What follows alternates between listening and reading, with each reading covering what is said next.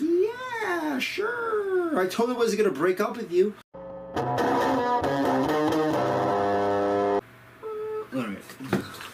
Hey, everybody! Welcome Howdy to another amazing, awesome review. And today we're reviewing The Grudge. Grudge noises. Ah! Take it away, Jared. Alright. Random guy wakes up, kind of looks familiar, don't know his name, in a motel after his... He's Peter.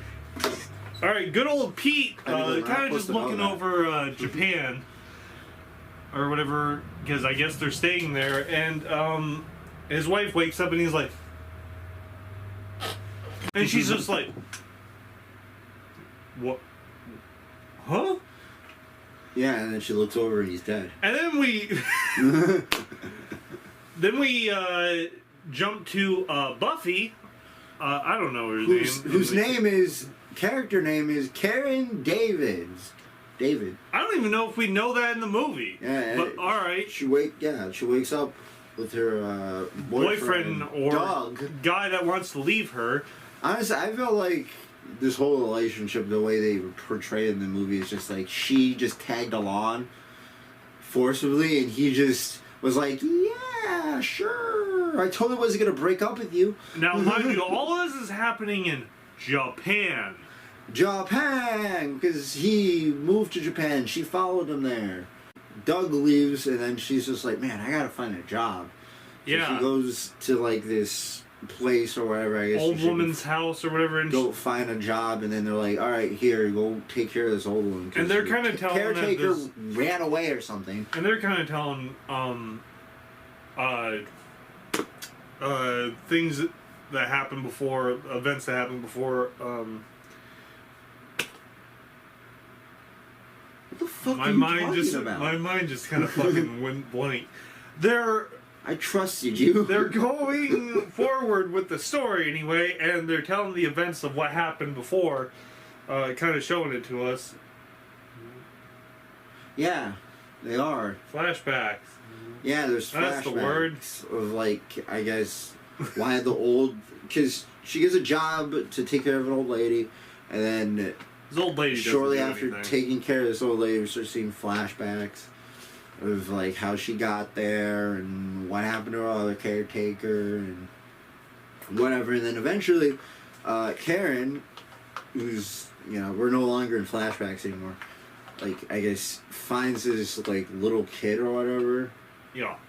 And then after that, like, the kid disappears, and then just some really weird stuff starts happening, and they have to like basically, there's like this detective who's trying to like figure out what's happening as well, because people keep disappearing in that house, and eventually they just start figuring out that anybody that goes there just starts dying. So anyway, Ted Raimi shows up, and he's like, he walks in the house, sees the old woman, and like the house is just a mess, because I'm pretty sure this is where one of the employees was supposed to be or whatever, and they've been like missing or whatever for like days or something. Yeah, that's why Karen was there.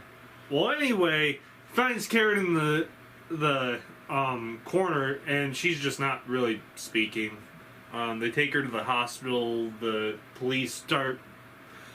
Literally, all of Japan's police just ascend upon this house, and they're just all in it. So they're kind of... You can assume that, well, it's kind of... They're kind of fucked. Because everyone in this house dies. And then the guy who like was in the house, found it a mess, he like leaves the hospital and then like goes to his house, and then like sees the woman who went missing, and then she has like her jaw ripped off, and then apparently he dies. And then this was like the maid or whatever. I don't know what she was. Yeah, and then shortly after that we go to the detective, and then the detective's trying to figure this shit out or whatever, and he figures out that like there's this guy who was named Peter or whatever that was connected with Pete. the wife of the house, and then we just go to a flashback that just explains basically the whole story. That basically Peter or whatever, he was just some guy that was just working in Japan. Yeah, in Japan, like he came from America, and there's this other lady, just some random lady that was Japanese lady that was super stalkery with him. Like she had like so much weird shit all over the house. She taped her like. She made a whole notebook and it said nothing but Pete, and like she taped her hair to the. It was creepy. It's like I don't know. Maybe like she was a student or something. I don't know. But anyway, her husband finds out and he just loses his shit and kills the wife and then kills their kid.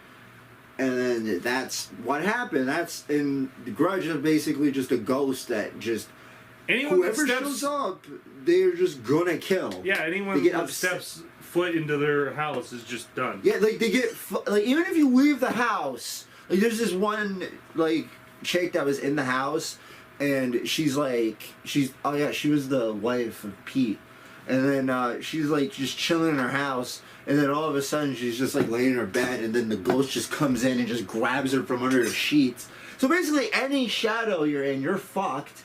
It's like the shadow's its domain. And then now we go to basically the detective who's like, we gotta burn this down! Yeah, he literally goes in with gas cans and like goes to, destroy the house, and then all of a sudden he hears a whining, and it's obviously the kid trying to stop him, and then the dad shows up, or whatever. Right. And like drowns the detective. Yeah, that happened. Yeah, I guess Ghost Dad shows up. I don't remember him being in the rest of the movie after that. The detective dies, and then Doug shows up because he thinks Karen's there, because I guess that's... Yeah, because he just was like... Yeah, but like the old lady just disappeared. I'm certain she just got like taken. Yeah, and then Karen hears from a friend that apparently Doug thought that she was going to be there.